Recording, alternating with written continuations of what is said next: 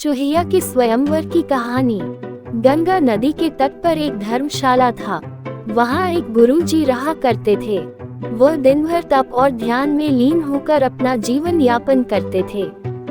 एक दिन जब गुरुजी नदी में नहा रहे थे, उसी समय एक बाज अपने पंजे में एक चूहिया लेकर उड़ा जा रहा था।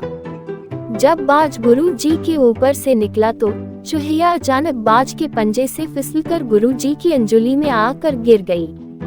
गुरुजी ने सोचा कि अगर उन्होंने चूहिया को ऐसे ही छोड़ दिया तो बाज उसे खा जाएगा। इसलिए उन्होंने चूहिया को अकेला नहीं छोड़ा और उसे पास के बरगद के पेड़ के नीचे रख दिया और खुद को शुद्ध करने के लिए फिर से नहाने के लिए नदी में चले गए।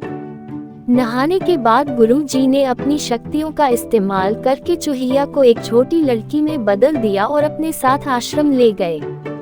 गुरुजी ने आश्रम पहुंचकर सारी बात अपनी पत्नी को बताई और कहा कि हमारी कोई संतान नहीं है, इसलिए इसे ईश्वर का वरदान समझकर स्वीकार करो और इसका अच्छे से लालन पालन करो।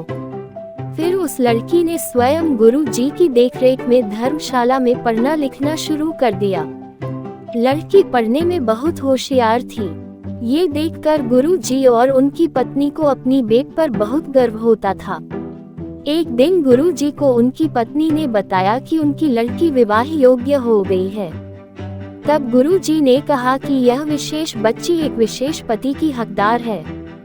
अगली सुबह अपनी शक्तियों का उपयोग करते हुए गुरुजी ने सूर्य देव की प्रार्थना की और पूछा, हे सूर्य देव, क्या आप मेरी बेटी के साथ विवाह करेंगे?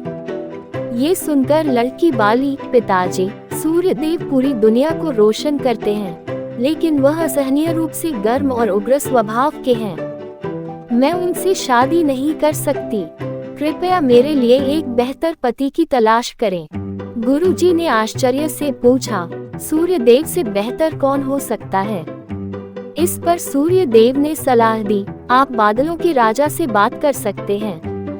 वह मुझसे बेहतर हैं, क्योंकि वह मुझे और मेरे प्रकाश को ढक सकते हैं। इसके बाद गुरुजी ने अपनी शक्तियों का उपयोग करते हुए बादलों के राजा को बुलाया और कहा, कृपया मेरी बेटी को स्वीकार करें।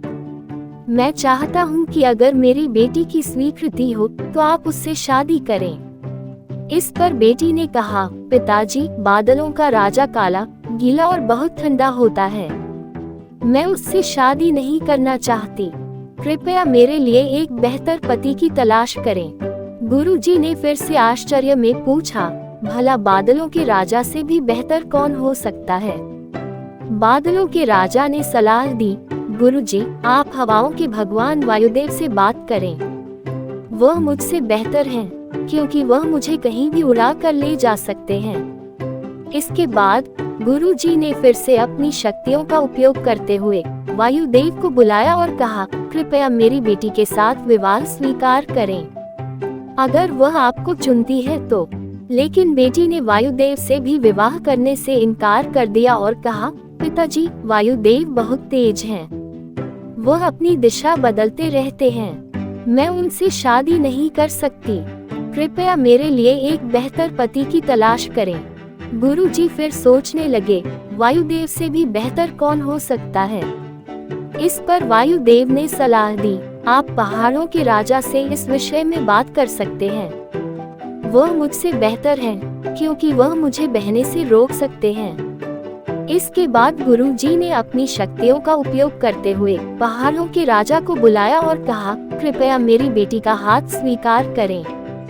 मैं चाहता हूं कि अगर वह आपको पसंद करती है तो आप उससे शादी करें। फिर बेटी ने कहा, पिताजी, पहाड़ों के राजा बहुत कठोर हैं। वह अचल हैं। मैं उससे शादी नहीं करना चाहती। कृपया मेरे लिए एक बेहतर पति की तलाश करें।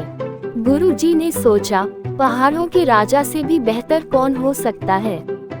पहाड़ों के राजा ने सलाह दी, गुरुजी, आप चूहे के राजा से बात करके देखिए। वह मुझसे बेहतर है, क्योंकि वह मुझ में छेद कर सकता है।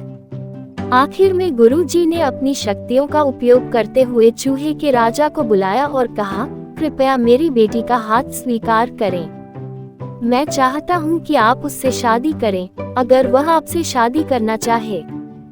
जब बेटी चूहे के राजा से मिली तो वह खुश होकर शादी के लिए राजी हो गई। गुरु ने अपनी बेटी को एक सुंदर चूहिया के रूप में वापस बदल दिया। इस प्रकार गुरु जी की बेटी चूहिया का स्वयंवर संपन्न हुआ।